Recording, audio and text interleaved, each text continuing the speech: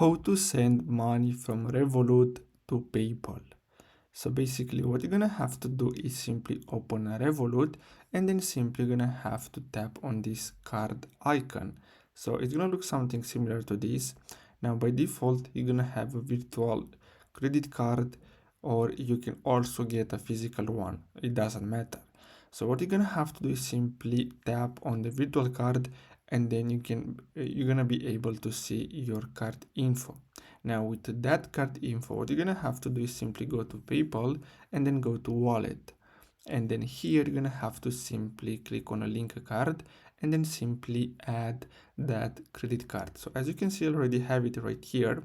So you're gonna have to simply click on that card, and then what you're gonna have to do next, so let me refresh this page, you're gonna have to simply scroll down and select set as preferred.